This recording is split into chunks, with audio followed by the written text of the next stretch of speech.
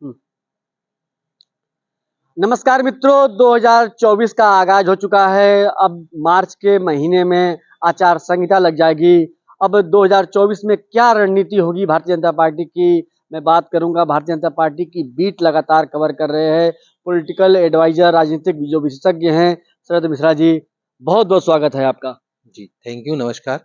आप मूलतः रहने वाले छत्तीसगढ़ के बिलासपुर से हैं। जी जी छत्तीसगढ़ पे से मैं शुरुआत करूंगा पहले। जी जी अभी छत्तीसगढ़ में विधानसभा के चुनाव हुए हैं। जी सब लोग कह रहे थे कांग्रेस जीतेगी, जी बीजेपी आ गई। जी छत्तीसगढ़ की मैं अगर लोकसभा चुनाव की बात करूं जी तो छत्तीसगढ़ में क्या देखते हैं आप? देखिए, छत्तीसगढ़ की पूरी 11 की 11 लोकसभा सीटें मुझे लगता है भारतीय जनता पार्टी सर्वस्व बहुमत से जीत जाएगी, क्योंकि वहां पर सबसे पहले जो कांग्रेस की अभी तक के गलत कार्यों का जनता आकलन कर चुकी है और उसका रिजल्ट विधानसभा चुनाव में वो अपने मत के रूप में दे चुकी है। और अभी 2 महीने बाद ही 3 महीने बाद ही लोकसभा चुनाव होना है, तो वो 11 की 11 सीटें भारतीय जनता पार्टी के पक्ष में जाएगी। जाहिर सी बात है कि चुनाव हुए हैं और जनता ने इस तरह से भारतीय जनता पार्टी भरोसा किया है, तो हो सकता है कि 11 सीटें आ जाएं। इसमें कोई आश्चर्य बात नहीं है। अगर देश की बात की जाए, जो लोकसभा का चुनाव है और जो इंडिया गठबंधन बन रहा है भारतीय जनता पार्टी को घेरने के लिए कि एक उम्मीदवार बीजेपी के उम्मीदवार को दिया जाए बीजेपी के खिलाफ, कैसे देखते हैं इसको आप?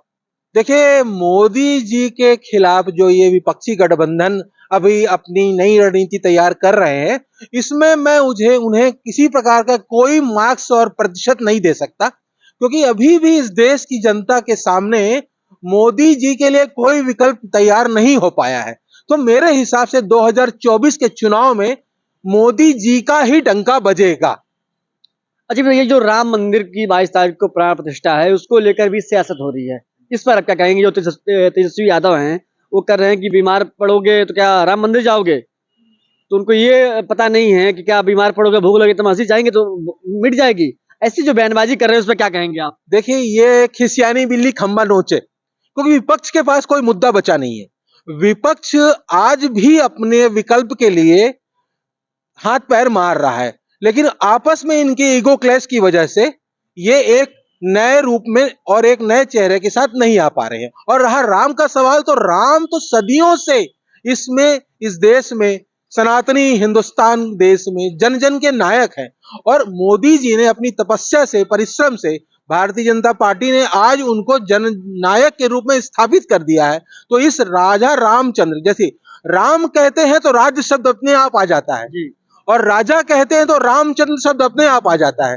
तो मोदी जी के द्वारा जो ये प्रतिपादित है नया राम राज्य, तो इस राम राज्य का विकल्प अगर ये विपक्ष तैयार नहीं कर पा रहा है, तो इसके लिए वो कहेगा ही कि ये सियासत हो रही है, मोदी जी ने विकास नहीं किया, आर्थिक विकास नहीं किया, सिर्फ राम के नाम पे वोट लेना चाहते हैं। लेकिन ये मैं समझता हूं सर्वथा उचित नहीं है, अनुचित है, क्योंकि राम का नाम लेना कोई आर्थिक विकास का बाधक नहीं है।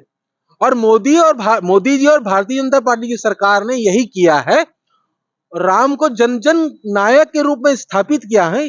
इसके लिए मोदी जी को प्रचंड सर्वस्व बहुमत के साथ जीत मिलेगी। और जैसे जाहिर सी बात है कि 22 तारीख को प्राण प्रतिष्ठा है, पूरा देश राममय हो चुका है।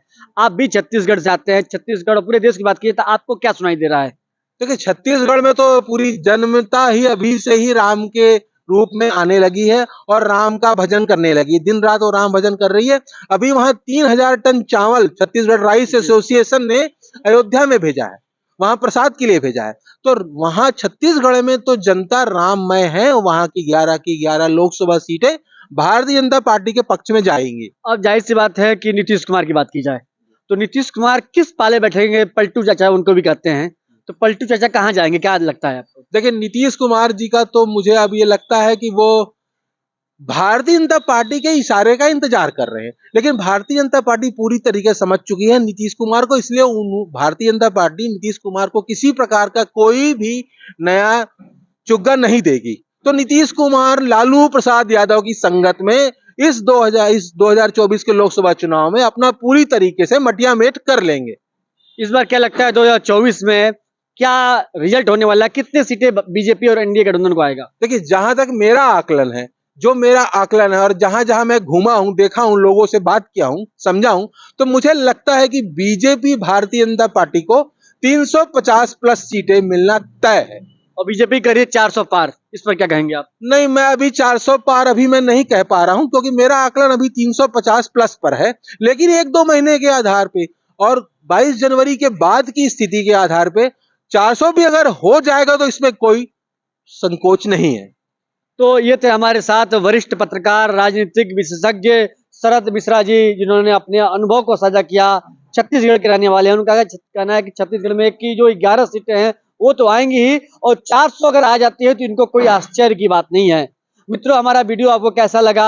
आप अपने दोस्तों के साथ इसको शेयर कीजिए, लाइक कीजिए, और एक और निवेदन है कि जो वीडियो है आप उस वीडियो को पूरा देखिए और अपना कीमती जो सुझाव है वो अवश्य दीजिए।